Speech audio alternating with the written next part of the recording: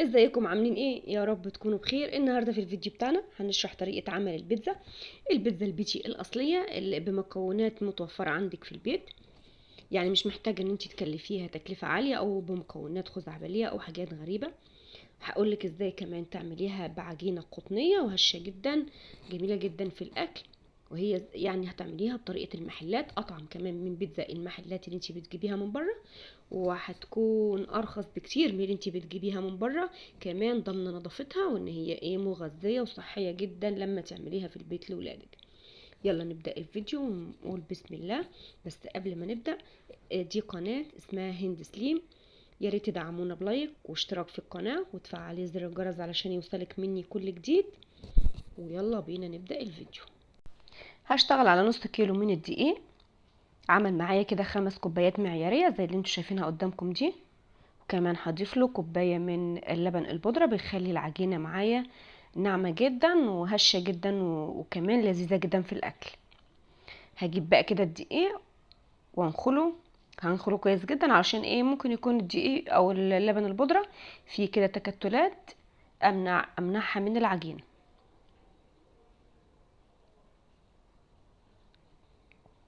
نخلتها زي ما انتم شايفين بالشكل ده، مفيهاش اي حاجه. نبدا بان نعجن العجينه بتاعتي. الدقيق اللي انتوا شايفينه معايا ده دقيق متعدد الاستخدامات. هنا معايا كوبايه من الميه الدافيه، معاها معلقه كبيره من السكر ونص معلقه صغيره من الملح، ومعايا معلقه كبيره من الخميره. هدوبهم كده مع بعض واسيبهم حوالي 3 دقايق على بال الخميره ما تتفاعل مع المكونات، وبعدين ابدا اعجن بيها. خلاص الخميره زي ما احنا شايفين بالشكل ده، نبدا ان انا اعجن. هنا بقى ان أنا هعجن، دي مش مرحله العجين، دي مرحله ان انا هلم بس العجين بالميه، هلم الدقيق بالميه علشان ابدا العجينه. هنا ممكن تستبدلي كوبايه لبن البودره، ممكن تستبدليها بكوبايه زبادي مع الميه، او ممكن كمان تستبدليه بكوبايه من اللبن الرايب وبرده تدخلي فيه الميه علشان ما تخليش العجينه ان هي تلزق معاكي. ممكن كمان تضيفي للعجينه معلقه من الخل، بيخلي العجينه هشه جدا وناعمه. ابدا ان انا احط الميه حبه بحبه، ما ادلقش كميه الميه كلها مره واحده علشان ما تعملش معايا عرق في العجين. هنا اللي يدوب لميت بس العجينه، وابدا ان انا اشيلها من الطبق واحطها على الكونتر علشان ابدا اعجن فيه. هنا بقى هضيف لها حوالي 3 معالق من الزيت علشان الم بيها العجينه. والزيت هنا يا جماعه اضافته انه في مرحله السوا بتاعه البيتزا بيخليها مقرمشه جدا. بقت معايا بالشكل ده، ابدا ان انا احطها على الكونتر وابدا ان انا اعجن فيها.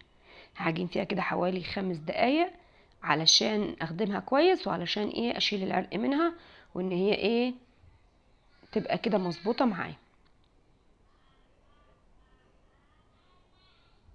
هفضل اعجن فيها لحد ما اوصل لان هي ما بتبقاش بتلزق او بتشبط معايا. مطي بقى فيها كده واعجني كويس لحد ما تبقى مخدومه معاكي كويس. خلاص انا لميتها كده بالشكل ده، ابدا بقى ان انا اجيب الطبق بتاعي واحط فيه معلقه من الزيت وادهنه كويس، وبعدين احط فيه العجينه بتاعتي وادهنها برضو بالزيت كده من فوق، واغطيها كده بالبلاستيك راب، واغطيها بفوطه، واكون هنا مولعه الفرن ومطفياه واحطها فيه. مش هتاخد معايا نص ساعه وتكون العجينه خمرت معايا. وعلى بال العجينه كده ما تخمر معايا اكون جهزت الحشوه بتاعتي. انا النهارده هستخدم السجق. هولع النار واحط معلقتين من الزيت ويكون الزيت سخن معايا جدا، وادي للسجق صدمه وما اقلبوش على طول. وبعد كده بعد ما ياخد صدمه من تحت اقلبه على الناحيه التانية، واضيف له كده الفلفل الالوان معايا، كمان شرايح من الطماطم. واحاول هنا ان انا ما ادبلش الخضار قوي علشان عايزاه يبقى اكنه فريش كده معايا.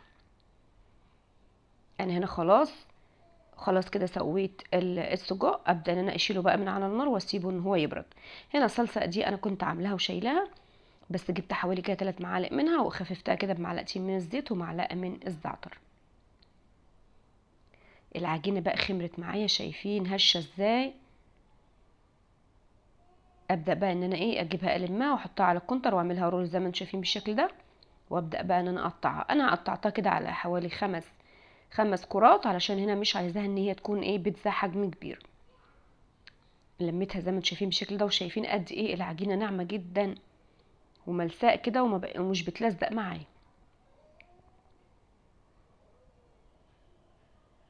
هنا ممكن اقسمها على 3 واعملها، بس انا هنا عملتها على 5 كرات علشان مش حابه ان البيتزا تكون حجمها كبير معايا.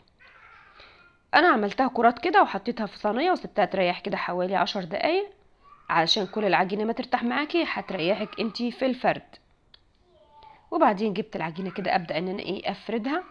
العجينه بقى افرديها بايدك او افرديها بالنشابه، بتتفرد بمنتهى السهوله.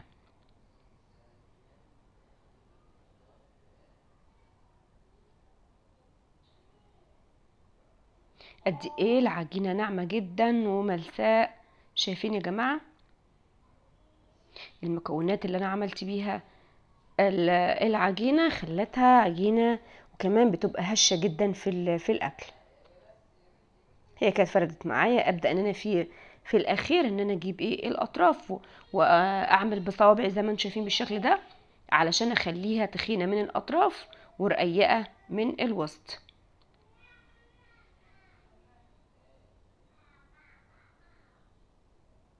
وانتي شغاله تكوني مولعه الفرن بتاعك، علشان ايه ما تحطيهوش على نار بارده. ابدا اجيب الصينيه بتاعتي ادهنها كده زيت واحط عجينه البيتزا معايا، وابدا ان انا احط الصلصه بتاعتي. انا بقى هنا ما مش بحب اغرق البيتزايه بالصلصه. في ناس بتحب تحط الصلصه بكميات كبيره، بس دي بتبقى على حسب رغبتك انتي. اوقات كمان بعملها من غير صلصه بتبقى جميله جدا. وعلشان بقى ايه انا نسيت ان انا اخرم البيتزايه او عجينه البيتزا قبل ما احط الصلصه، فان انا ايه هخرم العجينه بالشوكه، علشان ايه لما تحطيها في النار ما تترفعش معاكي او تقب منك. ابدا ان انا احط كده ايه طبقه من الجبنه معاها قبل ما احط الحشوه بتاعتي. يا ريت بقى السجق كده يكون بارد وبعدين ابدا ان انا احطه. ويا ريت وانتي لما بتحطيه ما تحطيهوش سليم قطع زي ما انت شايفاه بالشكل ده، فرفتيه علشان ايه ما يقعش منك في البيتزايه بعد السوا. زيتون بقى اسود واي حاجه انت حطاها. الحشوات دي بقى بتبقى ايه حسب رغبتك انت وحسب ما انت حابه بتحطي ايه. كمان عملنا هنا، بس لما حقيقه ما صورتهاش، عملنا واحده بميكس جبن بس طلعت رهيبه يا جماعه.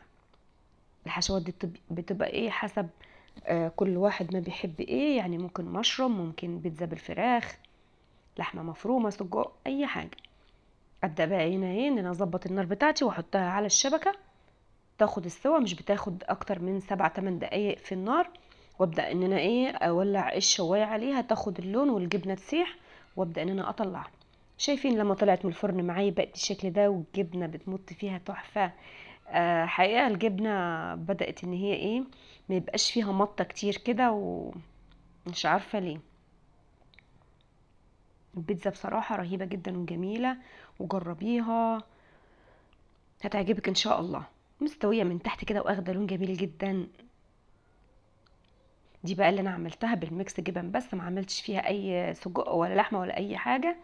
طلعت برضو شكلها رهيب جدا وطعمها اجمل. يلا بقى لو وصلتي معايا للمرحله دي ما تنسيش لايك وكومنت كده، وكل سنه وانتم طيبين.